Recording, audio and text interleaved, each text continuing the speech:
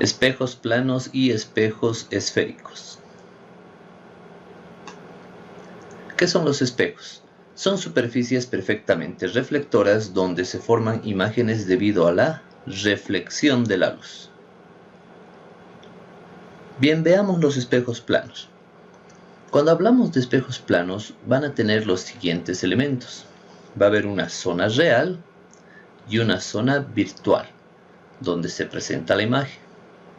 Un objeto, un espejo y una imagen.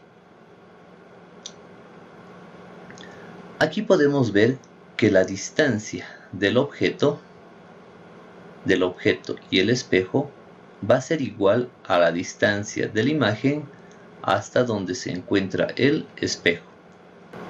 Es decir, la imagen se forma a la misma distancia entre el espejo y el objeto que se encuentra en la zona real.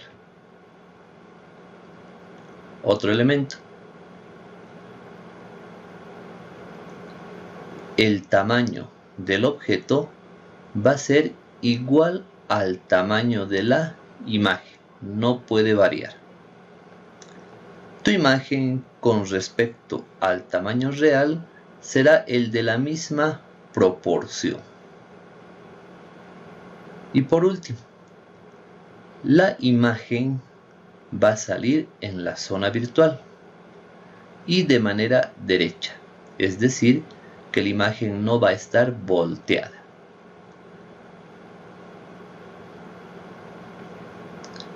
Resumiendo, en los espejos planos, la imagen sale a la misma distancia, es decir, si él está a 2 metros del espejo, la imagen también en la zona virtual va a estar a 2 metros del espejo.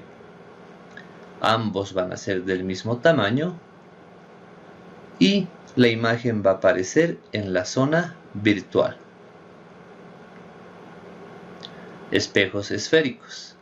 Existen dos tipos, espejo cóncavo y espejo convexo. El espejo cóncavo va a tener un pequeño hundimiento y en este hundimiento va a estar la superficie reflectora. En el espejo cóncavo va a tener un abultamiento y en este abultamiento está la superficie reflectora. Veamos sus elementos. Bien.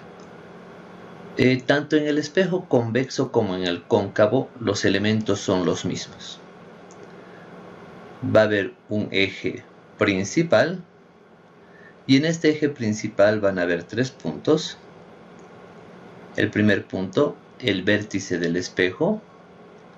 El segundo punto, un foco. Y el tercer punto, llamado centro de curvatura. Del centro de curvatura hasta donde se encuentra el espejo va a tener un determinado radio de curvatura. Y la distancia entre el centro de curvatura y el foco va a existir una distancia focal. Y la misma distancia focal va a existir entre el foco y el vértice del espejo. Deduciendo de ahí que 2 veces la distancia focal va a ser igual al radio de curvatura. Y en otras palabras, o despejando, si despejamos de aquí el 2 que está multiplicando, voy a dividir, vamos a tener que la distancia focal es igual a R medios, es decir, al radio de curvatura dividido entre 2. También en este tipo de espejos va a haber una zona real y una zona virtual. Rayos principales de un espejo cóncavo. Tiene 3 rayos principales. El primero, todo rayo paralelo al eje principal, este rayo que es paralelo al eje principal, siempre se va a reflejar pasando por el foco. Segundo rayo principal.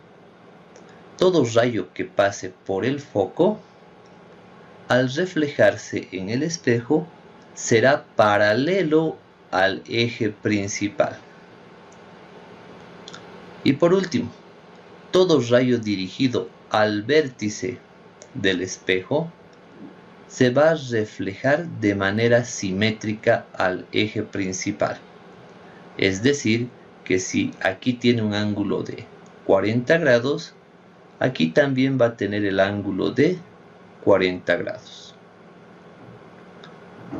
Esos son los tres rayos principales de un espejo cóncavo. Rayos principales de un espejo convexo.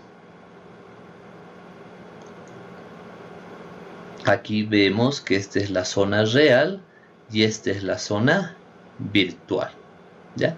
Acá, esta era la zona real y esta es la zona virtual en un espejo cóncavo. En un espejo convexo, esta es la zona real y esta es la zona virtual. Bien, veamos. Primer rayo principal. Todo rayo paralelo al eje principal, ¿sí? Rayo paralelo al eje principal. El rayo reflejado no va a pasar por el foco, sino va a ser su prolongación.